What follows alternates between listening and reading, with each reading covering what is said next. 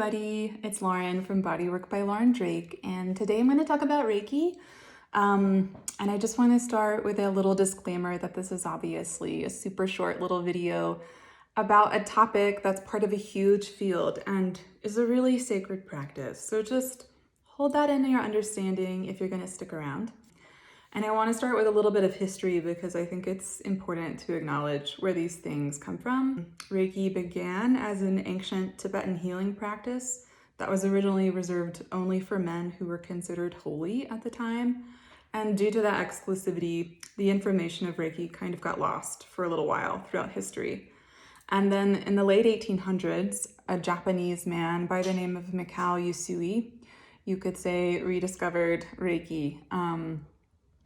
He was very interested in Buddhist contemplative practices, and the story goes that he was sitting in extended meditation on a holy mountain, and on the 21st day had a sort of spiritual realization or experience wherein he received this information. He then taught and disseminated Reiki until about 1930, when one of his students, Chujiro Hayashi, then codified it, made it a little more systematic with various hand positions, treatments, and various degree levels. And then Reiki made its way to the United States during World War II through a woman named Hawayo Takata, who immigrated to Hawaii. So if you hear people talking about Reiki here, it's very likely that they're referencing the traditional Usui method.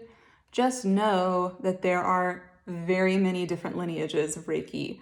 And it's even my understanding that in Japan, Reiki is just a generic term used to reference any type of energetic work. So what is it? If we break down the word, Rei refers to like universal cosmic life force energy, and then Ki, or synonymous with the Chinese word Qi, is individual life force energy. So you can think about it as the unifying of those two things, bringing universal life force energy to the individual.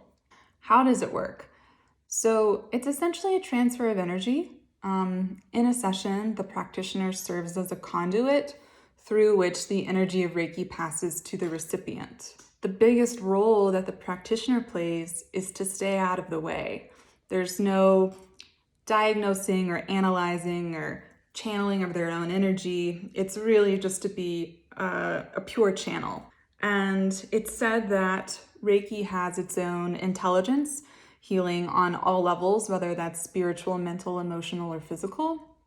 And it's working in collaboration with the system of the person on the table. So it knows where to go, in what quantities to go, and when to stop, essentially. And then I'll just talk a little bit about my own experience with Reiki. I was living in New York City at the time, working a lot, just doing a lot of massage, and I was super depleted and overstimulated and knew I didn't want like a standard massage. So I went for a Reiki treatment, and the best word I think I could use to describe it is just very replenishing.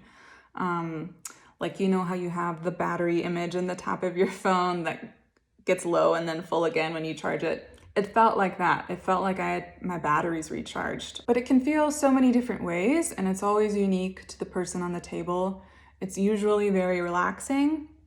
And I think it's a great place to start if you're interested in energetic work or you're someone who struggles with touch in this capacity.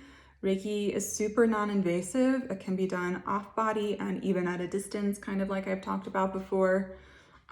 So I hope this was illuminating, and if you have any questions, of course, give me a shout, and I hope you guys are doing okay, and I'll talk to you soon. Okay, bye.